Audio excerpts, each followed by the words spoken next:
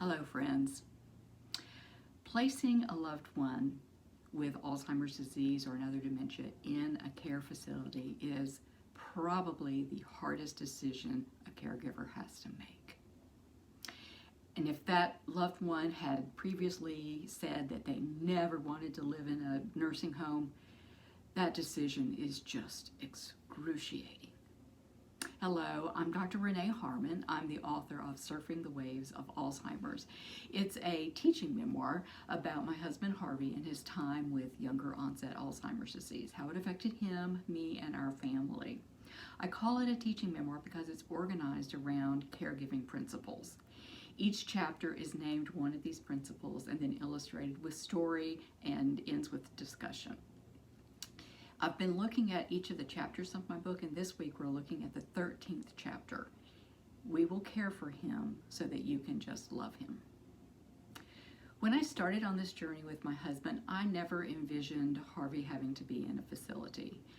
I was naive. I just couldn't picture any scenario where my sweet, reasonable, compliant husband would need to be cared for in a facility. I thought maybe I would retire and care for him at home, or I would hire caregivers to be with him. But I just couldn't imagine a scenario like that. Somewhere along the way, I did read that the top 3 reasons that a person is placed in care in order are incontinence, sleep disturbance, and behaviors. Again, I read that, I knew that, I didn't think it was going to happen to us. Well, the summer of Harvey's 6th year into the disease, all 3 of these started to rear their heads. So, incontinence, I thought I can handle that. I'm a doctor, I've changed diapers before.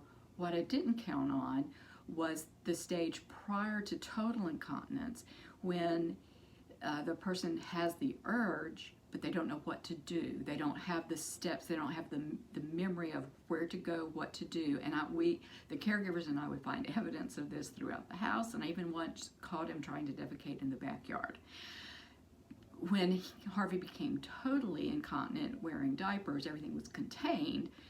But I'm here to tell you that grown man poop is not the same as baby poop. But I could handle that.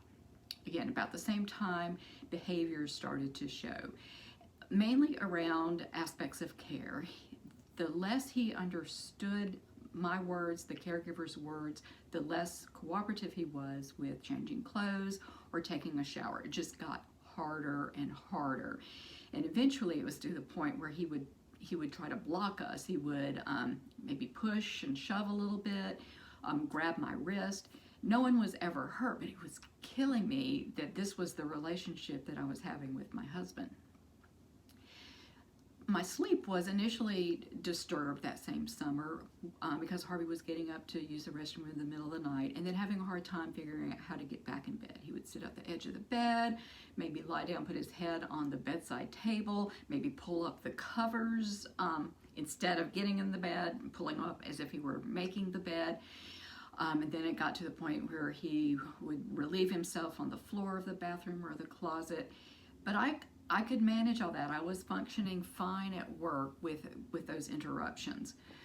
But one night I had to change the linens twice, clean the bathroom and my husband twice in the middle of the night. And that next morning I was in tears. And I asked one of our caregivers to please start spending the night with us. That first night that I slept in my daughter's old bedroom, uninterrupted for 7 hours, was the best sleep I had ever had. So I had already started looking at care facilities and had narrowed it down to 2 or 3. So I went back and looked at those 2 or 3 again more closely, taking my sister or a friend with me. And what clinched it for me was when the place that I chose, the unit director there said, "Renee, don't worry, we will care for him so that you can just love him." I was still conflicted, and I have told the story at the Moth StorySLAM of events and signs that led me to realize this was the best decision. And I'm putting a link in the description of this video if you want to watch me tell that story. But once he was placed and he was safe and cared for by these professional caregivers who could care for him appropriately and tenderly, I was freed to just love him. I was no longer the caregiver. I was his loving wife. And that was a beautiful, freeing